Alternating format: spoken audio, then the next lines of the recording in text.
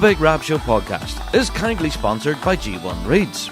They are the champion's choice, with many bands around the world playing G1 products, providing everything you'd need to hit the circle or the big stage. So, check out g1reeds.com as they keep the lights on here at the Big Rab Show podcast.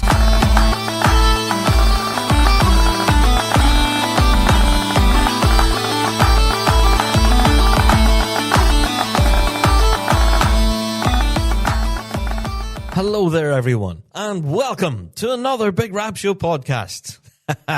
Happy New Year! Although, am I still able to say Happy New Year at this point? Yeah, I don't know. It's been almost a full week now, hasn't it, since New Year's Eve? Anyway, yes, it's now 2026, and we're now looking ahead to a brand new season. This is going to be a good year for bagpiping, I have a feeling. And, Celtic Connections is about to kick off. Oh, we're about to get into a wealth of bagpiping this year already. I can't wait. But first of all, let's get into this week's podcast, shall we? Well, first of all, let's start with our introductions, though, shall we? If this is your very first Big Rab Show podcast, well, how you doing? Welcome. This is the show for the bagpiping folk, and we are the Big Rab Show. Yes, we reflect everything in the bagpiping world, be it Celtic music, folk music, or indeed our bread and butter, which is competitive piping and drumming. Each and every week we're here talking about what we know and love to be the music of the Great Highland Bagpipe and its people. And yeah, like every other podcast out there, yep, we do have a Patreon. That old cliche. So if you would like to help support the show, well, you can head over to Patreon. You can click on the link and yeah, support us and be part of the Patreon faithful. So yeah, for about £5 a month, you get your hands on loads of extras. Yeah, including our weekly Fuse FM Ballymoney radio show. There's episodes of Rab Show Plus over there. That's its own thing. Plus exclusive interviews and performances and behind the scenes kind of clips from events and things. There's a lot of cool stuff over there on Patreon. So if you would like to help support your favorite wee piping podcast, then yeah, click on support, and as a result, you'll get your mitts on all of that extra stuff. Yeah.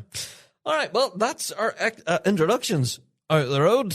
Let's go through everything else, I guess. As you might imagine, we are still within our season of special episodes, and this week, we've got quite a brilliant interview to bring you. Yeah, you might have seen by the title of the episode who we're talking to. We'll talk about that in a second or two. But just to explain, we don't have any of our usual features, which we normally bring to the top of the show. So we don't have any listener mail this week, and we won't have any weekly drone. Now, as I say, that's because all of us in the Rabshire team are taking some time off, but we are preparing for next week's episode, where all of your listener mail, weekly drone, all of that kind of stuff we'll be catching up with on next week's show. Yeah, episode 470 will be playing catch-up with everything that happened over the holiday period. And, we'll be doing our best, all right? Now, I'd say that we're doing our best because there's been a lot that's happened since Christmas Eve, I guess. Yeah, the piping world never stops, and neither do we. We're going to do our best to catch up next week. So if you do want to send us any listener mail, if you enjoyed last week's conversation, by the way, with Pipe Major Rab Matheson, wow, what an incredible interview. And if you haven't seen the video yet as well, that's up there on our YouTube channel. That's definitely worthy of your time. I know for some folks, it's an hour long. It's a bit long to sit and watch a YouTube video about piping, but seriously, the value that is in there, talking and kind of unpacking what ensemble is, honestly, such a valuable conversation. Go and check out last week's pod and the video. It's just brilliant. And yeah, we've already received a wealth of correspondence on that. So if you do have any thoughts, opinions, of course, you can continue to send them in. bigrabshow@gmail.com. That address again, bigrabshow@gmail.com. And we'll unpack it on next week's show. Also, you can head over to our website, thebigrabshow.com. There's a big button at the top of the page that says Weekly Drone. And yeah, you can let us know all of your thoughts and opinions on Weekly Drone. And the beauty of that is that it's completely anonymous. There's no names, no identifying factors at all. We have no idea who you might be out there. So yeah, if you have strong opinions, Yeah, you can do so without fear of recrimination. Nothing will bounce back on you or your pipe band, for example. So yeah, it's an open microphone to the bagpiping world where you can voice your opinions. And last week's episode did generate some strong opinions on what people believe to be good and bad ensemble. Interesting conversation, that. Yeah. Now, this week's interview, it's a good one, and we're about to get into it. But before we do, I have to take a little short break at this point and give a shout out to our sponsors who help keep the wheel turning here at the Big Rab Show. So, we'll be right back after this. Ever wish you had a piping teacher on call 24/7? Well, now you do. Introducing the Interactive Player, a game-changing new practice tool at Dojo University. Play along with world champion pipers while the notes on your sheet music light up in time. Loop tricky phrases, slow down tough sections, zoom in to focus, and build speed automatically. It's like having a teacher right in your practice room, showing you how to master every tune at your own pace. So, sign up for a free trial today at pipersdojo.com and start learning smarter with Dojo U's Interactive Player.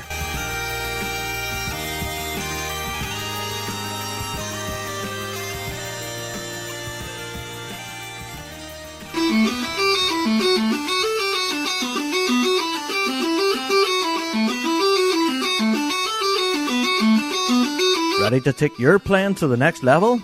Say hello to the ES Session Chanter, the ultimate practice chanter designed for versatility and durability. Crafted from stainless steel and aluminium, the chanter comes equipped for both an A stem and a B flat stem, giving you the freedom to play along with any instrument, anytime, anywhere. Whether at a band practice or a trad session, the ES Session Chanter keeps pace with your creativity. Included with the chanter is the custom carbon carry case, the perfect addition to this compact and tactile instrument. To get yours, head to essessionchanter.co.uk.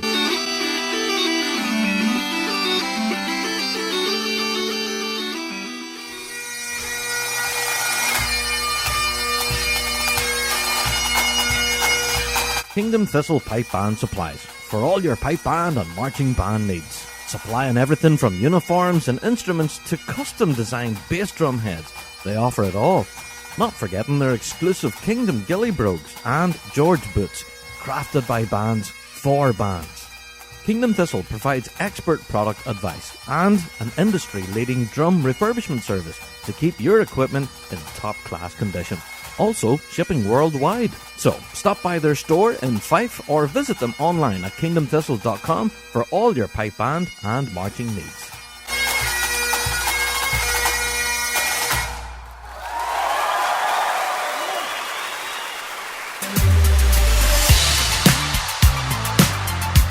Marchify, the brand new home of Flam 5 drumming. Check out their brand new Strike bagpipe case, inspired by their colourful, popular and reliable Flam 5 drum cases. The Strike bagpipe case combines durability, style and practicality, protecting every movement. Shop now at marchify.co.uk with worldwide shipping available. Marchify, every movement protected.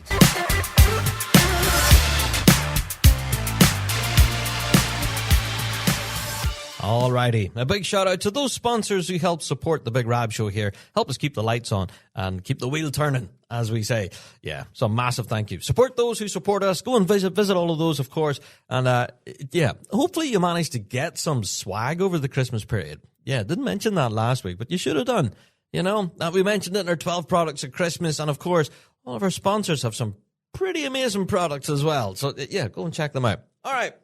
Let's get into this week's podcast. Now, we don't have time for a cup of tea or a topic of the week and any of that stuff because, well, the whole show is the topic of the week. This week, we're going to be talking to Andrew Berthoff. Now, this is quite a familiar name to a lot of people in the bagpiping world, and for good reason. He is a professional grade solo bagpiper in his own right since 1981 and has played in several grade 1 pipe bands over his tenure. He's a medal-winning soloist as well. Not only that, but he also is across a very well-known publication that you might be aware of online called pipesdrums.com. Yeah, which has a very storied history, and we're about to hear all about it, about Andrew himself, his background in piping, and of course, all of his work to date with pipes drums. It's absolutely a fascinating story, and one of which that kind of displays the dedication that's needed in pipe band journalism. Yeah, so let's get into it. And I'm very fortunate to have secured this interview. I'm a massive fan. You might kind of gauge that throughout the course of this interview that I'm a little starstruck here. But I do my best to get through what turned out to be quite an awesome interview with Andrew. So looking forward to getting into this.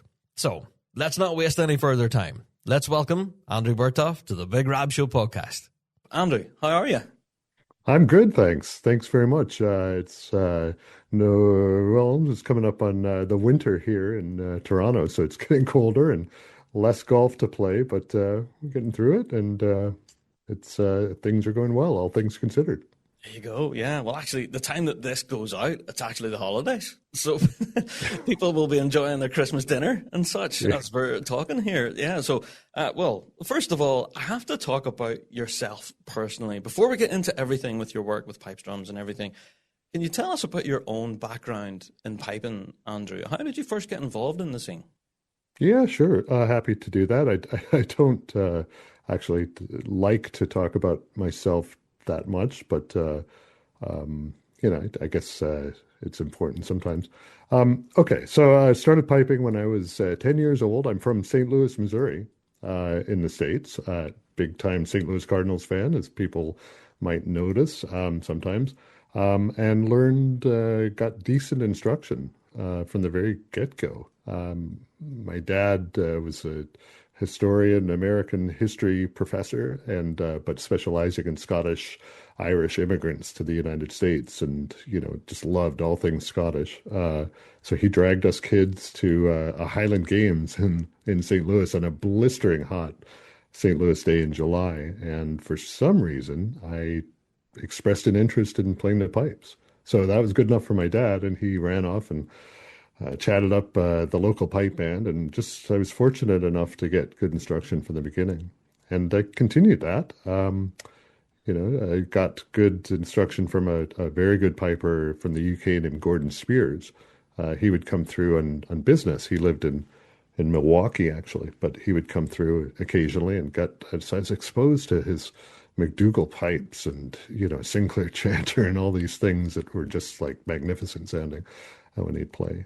And then I continued that, went to school at McAllister College in St. Paul, Minnesota, and ran the piping program there, and did my third year at Sterling University. And that was 1983 to 84, and I had the whole design was not necessarily to go to university in Scotland. It was to get to be around piping, to get totally immersed in it. And I was fortunate through one way or another to wind up getting instruction from Andrew Wright, who just lived up the road.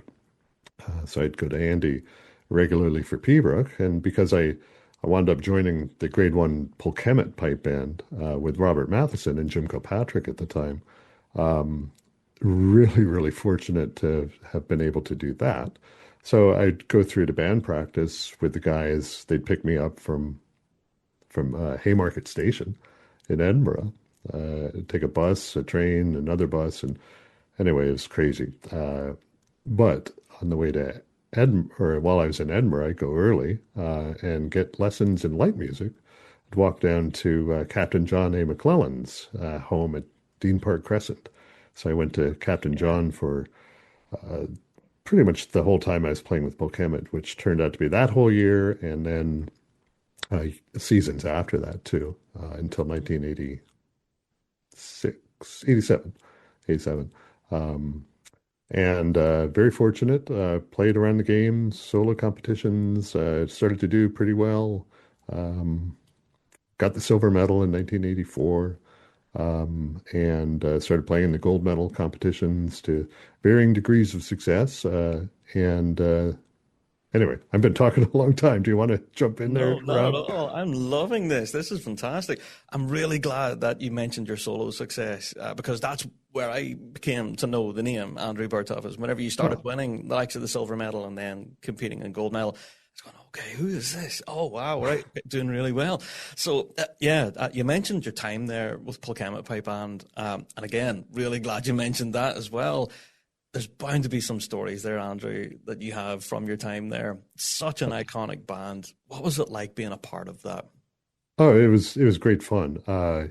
First of all, there was a great group of guys. Really welcomed me into the band because they didn't know me from Adam. I mean, Robert Matheson didn't know. Rab was only 24 at the time, and newish pipe major. And I remember just arriving at the East Whitburn Community Center. God knows, I can't remember how I got there. It was more trains, planes, and automobiles. Or no planes, but buses. So wound up there. Rab knew I was coming through the secretary at that time, Matt Morrow, and asked me to play a tune in the practice channel. He said, okay, who are you? And play something. I said, what do you want me to play? I said, play whatever you like. So I played Duncan Johnston for him, I remember. And that's intimidating, though. You know what I mean? Just play anything, and what? It was weird because, it was looking back, it's just all very extraordinary. And sometime I'll start writing about it. But I remember, played a few bars of Duncan Johnston. He put up his hand and said, "Okay," and I was like, "What does that mean? Was that either I'm out or am I in?" And so it turned out I was in. And just very welcoming, and it was a thrill. That was a band that was doing some really kind of good stuff under Rab and Jim, and had this real kind of rebellious sort of attitude, I think, which was great fun and sort of fit my my own sort of ethic, I guess. And played for Jim, I think, at 3 world solo championships, and that he won, and that was a thrill. And I was way more nervous than the band, playing in those things. And then eventually, I'd just been going back and forth to Scotland on tourist visas because I was American. And eventually they kind of caught up to me and said, you're going to have to do something. What are you up to? So I thought, okay, I want to keep. I couldn't easily stay in the UK permanently. So I thought, okay, I know a lot of the guys in the 78th Fraser Highlanders. I'd gotten to become friends with Bill Livingston. So I immigrated. That's a very good story for another time. Came to Toronto and played with the 78th from 1988 until 1997, I think, which was great fun. More kind of a great extension of my experience at Polkemet, doing different things, playing concerts, and just having a great time being creative with guys like Bruce Gandy and Bill and John Walsh, with the music itself. And still competing solos and going back to Scotland to play in the gatherings and things. So there you go. Yeah. So still have the hands going, as they say here. Yeah. You still have a little footer on tunes every now and again. Then would that be right in saying that, Andrew? Yeah. I did. After the 78th, I did go back and played with the Spirit of Scotland in 2008, and then again in 2016. That was more and more fun, as short-lived as they were. But kept my hand in it, continued to compete, and more recently played in just a grade 2, the grade 2 St. Andrews College Association band with Matt McIsaac and Jim McGillivray, and that was good fun. Just helping the band get off the ground, and it was good for a couple of seasons. But now I'm sort of, I guess semi-retired from competing. Oh, never. No, that's maybe set the chanter on the shelf for a little while, but hey, it'll start calling to you again. You never know. Sure. Yeah. Got lots of chanters here. Oh, you've got, oh, wow. There you go. Tend to pile up. Yeah. Well, first of all, the reason why we have you on this week's podcast, obviously all about your pipe and pedigree, and there's a wealth of stories there that we've already glossed over that I want to get into. But I do want to talk to you about your work on pipesdrums.com, which I'm sure a lot of people listening to the show right now would be familiar with. Can you tell us about the story of Pipes Drums? How did that all begin? Well, it when I like I said, I knew some. I was around, Ontario pipers and that scene a bit, and it was Michael Gray who somehow wound up being involved with the early Piper and Drummer magazine for the Pipers and Pipe Band Association of Ontario, and being friends with Michael. I was in Scotland and, able to string together a sentence. Okay. I was an English major and he and I both kind of did it together, for a couple of years. And then he kind of had enough of it. By that time I'd moved to Ontario and he sort of wasn't enjoying it really. So I just kind of took it on from about 1989 onward. And what really made the difference with that, people ask me quite frequently still, they think I do it full time or have done it full time. And it's never been the case. It's never been my job. It's always been voluntary, nonprofit. I don't make any money from it. It's not my interest. But I was very fortunate in getting a job to start my career in journalism with a small publishing company. And it turned out that this was a company that did computer tech publications at a time when desktop computers weren't even a thing, hardly. It was kind of hobbyist stuff. It was like real geeky. I didn't know anything about computers, but I became assistant editor and then eventually editor of a magazine called Computing Now. And so I had this hands-on sort of getting my hands wet in computer technology and software. And that introduced me also to desktop publishing. At the time, it was called desktop publishing, very new. So while the old world of magazine publishing used to be like you'd send copy out and it'd come back on this kind of printed, sort of, I forget what they even call it now, and you'd have to paste it all together and the boards and it's like crazy sort of laborious kind of thing where you kind of like move pieces around and circle bits with pen. Yeah, there you exactly. Go. It was laborious, quarterly publication that I wound up doing on my own and learning as I went. But then desktop publishing came along and I had this kind of ready-made sort of experience with it through my real job. So I was applying some of that started to apply that to publishing the magazine. Various people, I sort of, redeveloped the design of it with Ivan Gagne, who is a very well-known tenor drummer and snare drummer here in Ontario. So Ivan and I did it together for 4 years or so. But then, and please, I'm going on and on. I feel like I'm just talking your ear off. So interject anytime you want.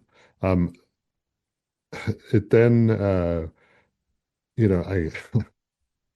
I went from being in magazine publishing professionally to a job in public relations because, magazine small-time publishing doesn't really pay much. It's like just not working. And I saw all these PR people doing quite well. And you thought, I'll have a bit of that. Yeah, I can do that.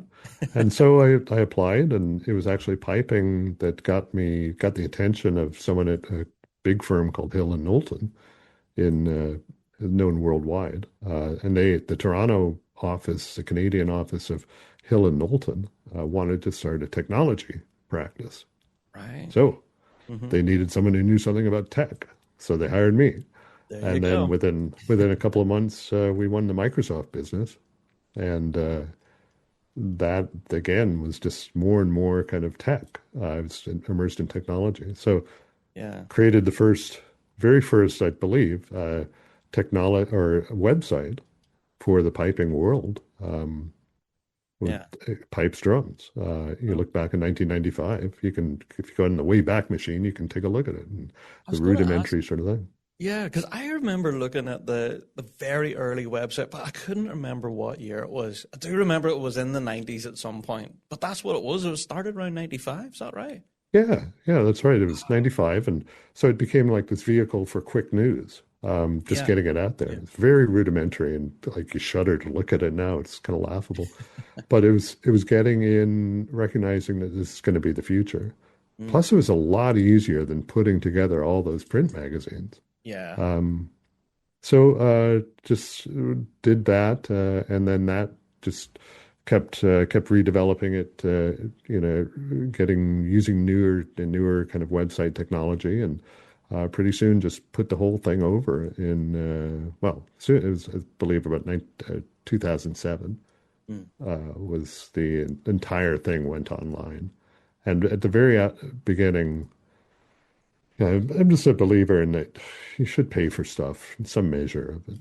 I'm not here to make money, but just to support it. So always had kind of a free plus paywall Yeah. Yeah. subscription-based model that's worked very well over the years. So most of the stuff is free, but a lot of the content, the good juicy stuff, I tend to make subscription only. So Yeah. that's basically the evolution of it all. That's what I was going to say. A lot of the juicy stuff that entices people to click that subscribe button. Some of it's absolutely brilliant. So if you haven't checked that out, folks, by the way, I know there's a good chunk on the website that is free, absolutely, but please do check out some of that. Some of the interviews are brilliant. Anyway, but Thanks, I Rob. want to tell you about my story with Pipes Drumstick and how I discovered it. Yeah. I don't think you maybe hear this too often. So I was at band practice one night, and a friend of mine was saying to me, "Oh, Rob, have you ever visited piping on the internet?" What? No. So the internet, that's like that weird version of teletext, and that you have to go to a cyber cafe to access the thing. So he says, "No, come on with me Thursday evening. We'll go to a cyber cafe and I'll show you what I'm talking about." I says, "No one's going to want to talk about piping and drumming on the internet. They're all talking about movies and all that kind of stuff." So we went to the cyber cafe that evening, and we got our drinks, whatever. We sat down, signed us into AOL back then, and you waited like half an hour for it to dial up. And I remember him so fondly typing in pipes, drums, and then hitting go. And then we both sat with the arms folded, waiting for it to load. But then after that, we started recognizing names. Go, oh my God, oh, they're talking about, whoa. And it really blew our minds. So then after that, we were like, wow, there's like a whole piping community online, which we didn't think was a thing. And then we started telling everyone, oh, you need to come to the cyber cafe on Thursday. We'll all show you this website. That's great. So I think after 2 or 3 weeks, we had a crowd of people around monitors all looking at like piping content on the internet. It was just a bit of a revolution, That's amazing. We were used to kind of word of mouth, and then people swapping cassettes and stuff of recordings and that. Like that was a big thing. Trading recordings back then. But this was a real revolution for the piping scene. Did you find that at the time? Was that sort of the reaction you got? Yeah, still is the reaction. It's kind of, it's, it was just an opportunity to be unvetted. Going out on your own and being independent was really, really important. I'm just a big proponent of just discussing stuff. You don't have to agree with it. It's like you can just get it out there and have a dialogue and get it out in the open. And nothing really should be, in piping and drumming anyway, should be ultra confidential or, threatening. It's just like, and Seamus McNeil actually was a huge influence on me. My dad, I mentioned him, he started doing research in piping and pipe bands in the United States. But part of that, he bought up the Piping Times, everything he could find from bought up means like people gave them away. So back issues, he had every single issue of the Piping Times, and I read those ferociously. And I loved Seamus. I thought he was unfair at times, but he was great reading.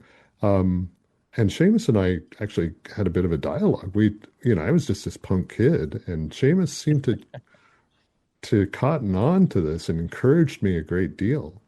And it happened, strangely enough, when I was probably 17 at the time, and I believe Donald MacLeod passed away. Mm. And I wrote a letter to Seamus, Dear Sir in the typewriter, Mm. and sent it off to him and wondering why Donald MacLeod didn't get more attention when he died than John McFadden, say, or at least as much, Mhm. because John McFadden, they dedicated the entire issue to him. And Seamus wrote back saying, basically, if you don't like it, start your own magazine.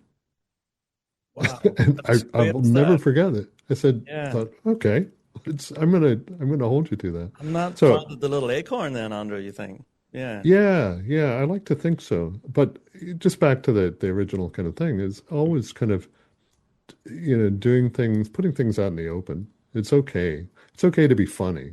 It's okay if humor is good. Has always been a good, strong part, I think, of pipes drums. Just, let's not take ourselves too seriously, but let's also take it seriously, Yeah. like, because we do take it seriously. So this combination of both has always been the approach. Absolutely. Yeah. Well, I know, well, as we're talking about pipe drums and the stories that you guys have been across over the years, I'm sure you've got some stories for us. But I need to talk to you about some of the big issues that you folks have been across. Well, one of which that we've been talking about on the show here for a while now, the headquarters redevelopment scandal, which still appears to be bubbling in the background. Like big issues like that, Andrew, whenever you're tackling a huge story that you know is going to have an effect on the scene, do you actively like really be careful as to how to tackle each one before you report it? Well, for sure. It's I do have that journalism background, and I always look for both sides of the story when it's pertinent. I mean, feature articles are different, but um, if there's a contrary view, always ask for, okay, what is it? Um, Yeah. and I, having been in public relations, I understand the value of that, of talking. If you don't talk, people are treat things with suspicion. That's a fundamental tenet of public relations, of media relations. Yeah. You have to talk. And even if it's like you don't really talk, you have to respond and let them know where you are with things. Otherwise, it just rolls around and people jump to conclusions and they think you're hiding something. That's That's not me. That's just fundamental communications. it is, Um, and it's the mystery element there, because then speculation comes in, and then conspiracy theories even spark out as well, and it just gets yeah, worse, doesn't it? Yeah. and it's yeah, and the people would joke when I would say, we asked so and so for comment and didn't have a response. That's just to let them know that they had the opportunity. They didn't uh, seize upon it, which was always frustrating for me because of, if I were counseling them as my client in public relations, Mm. that would be a big problem. Um, and it's even got to the point where I've offered associations, to build communications plans for them, I just see. because I just hate to see that kind of attitude. Yeah. But the great thing about the RSPBA recently is really in the past 6 months, is they've started to finally just respond and get the details and the answers and report them accordingly. So it's a great help to be Yeah. able to do that. I think it's a great help to them. It's just common sense. And I would, every association around the earth should take that example, and Yeah. they do by a Yeah. large part. Do you know, I am well used to reading articles on your site, and it does say we reached out to RSPBA HQ for a statement and received nothing, bupkis. And if anything, we experienced exactly the same for this last number of years. So if anything, I was kind of glad that I wasn't alone. Whenever you get that, you send countless emails off, you ring the office, or you're trying to talk to someone, and they're like, no comment. And it's like, Mm. oh, come on. It's like talking to a wall. Yeah, and Yeah. that's kind of that's the instinct. Is ignore it, it'll go away. Yeah. Um, but I think I like to think that the piping and drumming media has progressed. Mm. It To has. be a more professional than Seamus was great, but I don't think he took that kind of approach. I think he was a mathematics or no, sorry, a physics lecturer at Glasgow University. He didn't really have a journalistic background. He probably just enjoyed doing it. But it's just really important that the kind of maturation of the piping and drumming scene, like we can do things professionally. Yes. We can act like professionals around here, and dragging, you know, sometimes it feels like dragging the piping and drumming scene, into this kind of realm of professionalism. I'm not, just at least in the media side of things. It's just really important. If we're going to take ourselves seriously, other people have to take us seriously too. So That's it too. that's the Yeah. step. Absolutely. And it's a fair point you make because I am very aware that a lot of people discover our show that aren't piping fans and they're trying to get into the scene. And if we're talking about a particular load of drama, for example, it would put people off, you know? So, but if you present it in a professional and kind of balanced way, well, you can say, well, this terrible thing happened, but this is the reason behind it, ABC, and then we're moving forward. It's all on how you report stories. And yeah, I'm so glad that I'm experiencing the same as yourself now. We are getting that back and forward now from headquarters, that they do seem to be engaging more and opening the communication now. So do you find that whenever you do ask questions now from various branches and even from HQ, are you getting responses now? Oh yeah, yeah. It's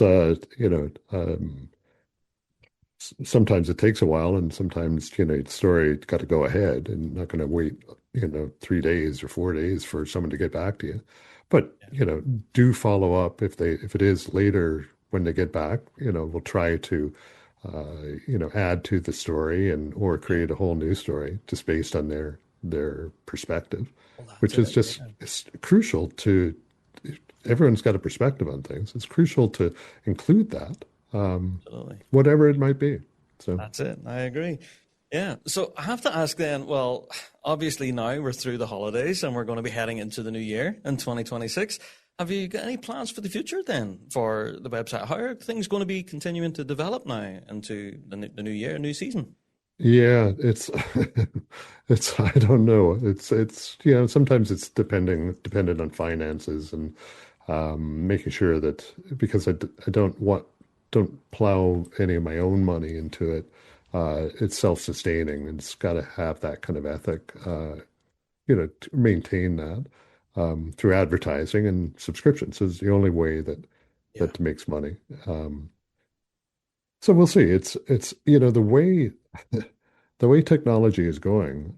It makes your head spin how quickly Mm, things can change. certainly Way does. more, with AI, it's like it's nuts.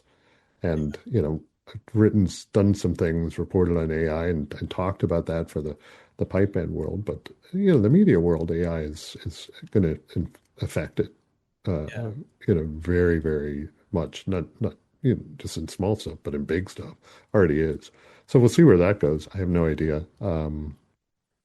But I've always embraced technology rather than rejected it.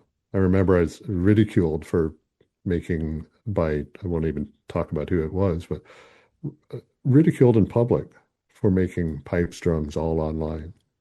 Wow. Oh, this is Really? going to go nowhere. This is nothing like the print, and you can't get. Wow. It's a huge mistake, and we'll always be print. And okay, it's like My uh, goodness. they're not really talking now, I don't think, but you got to try new things. Always been. I'm not afraid of change. It That's it. exhausts me, but it's important to you know don't get too set in your ways and try new different things. So That's it. Well, if anything, I think the first time we've seen your face in a journalistic perspective in the piping scene is with your YouTube channel and your videos that you've been producing with interviews and stuff. A lot of those have been absolutely fantastic. Some oh, of the thank you. interviews over the years, Andrew, has just been amazing. I don't know how you draw the stuff out from people, but you really do have a gift there. I don't know. Have you any future plans even for YouTube? Any big interviews that you would love to grab? You know what? It's stay tuned. It's all I can say. It's sort of the tagline for the publication. I don't know. It's we'll see what happens in the piping and drumming world. There's always, I mean, Always people. something in the corner. It's Yeah. another thing. It's like, how do you come up with these ideas? It's like, how do I? My problem is not the things I don't do.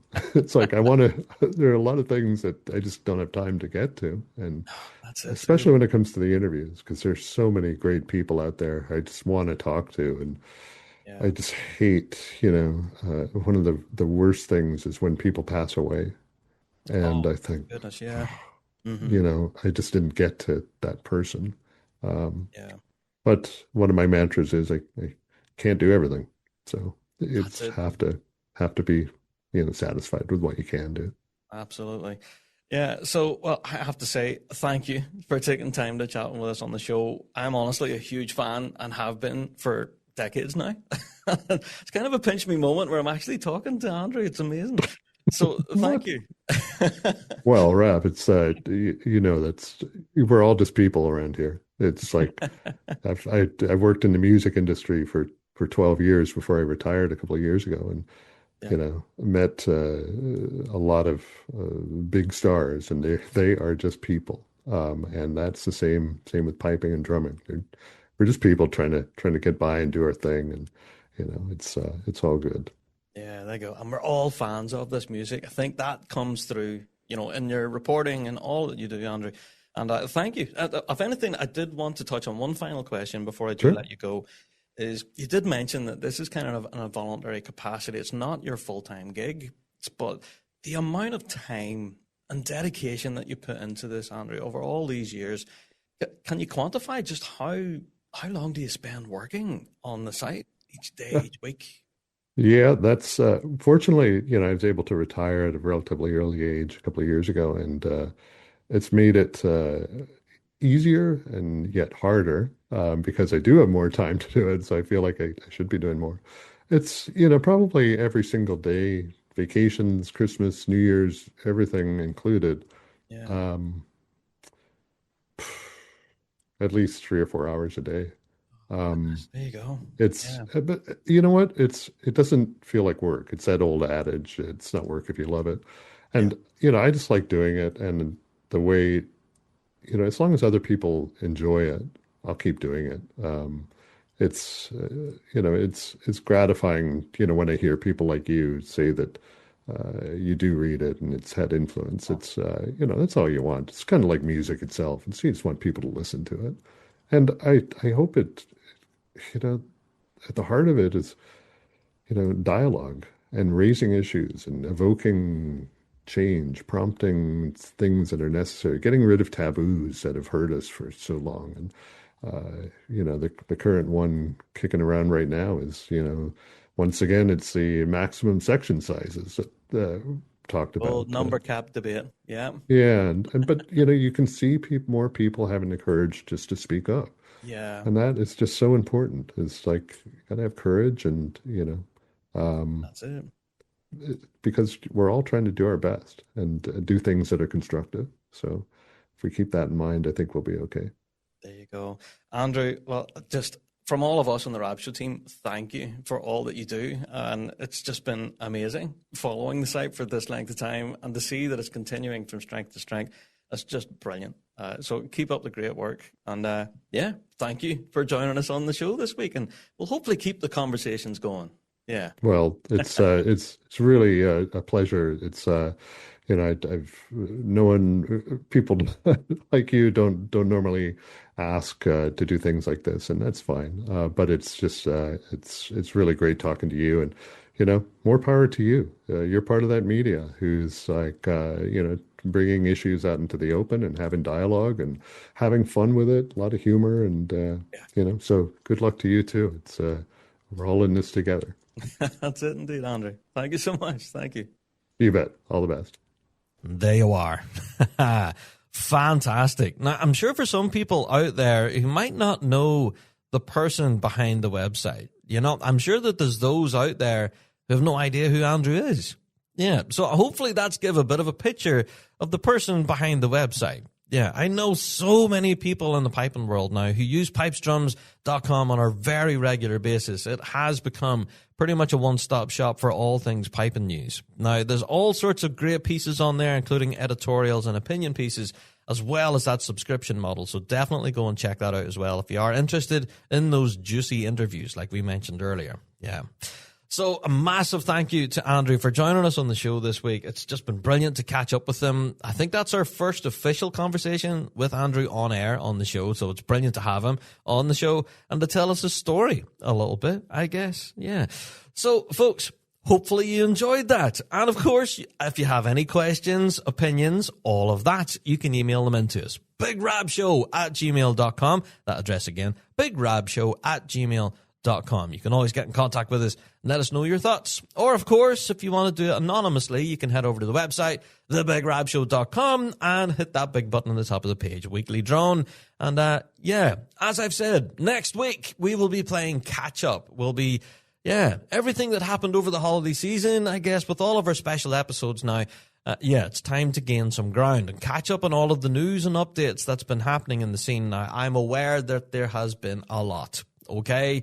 Very aware of that. And there's been a lot of stuff that we just haven't covered. But, full disclosure, ourselves here in the Rab Show team, we have taken some well-deserved time off over the holiday period. And, the team are now all back together, and we are now furiously preparing for next week's episode. Believe it or not, each one of these podcasts do take time to prepare. We don't just kind of throw them together on a whim. It does take some time to put each episode together, and next week's has already started action. Yeah, we have a bit of a plan for next week's show and looking forward to it. And that's where we will catch up. Everyone, here we are now. It's 2026. The Rab Show Pod is back again for another show, and that's another one in the can. A massive thank you again to Andrew Berthoff and to all of the team there at Pipes Drums. Keep up the excellent work. We're huge fans, and looking forward to seeing how things develop this incoming season. Yeah. As I said, it's going to be a good year for bagpiping. And I hope that you folks can continue to follow us, of course, through this year and into the season ahead. And please do hit that follow or subscribe button, no matter where you're listening to us right now. And of course, we will catch up with you in a future Big Rab Show podcast. Indeed. That's it. I am out the door, and I will see you all on next week's show. Until then, all the best.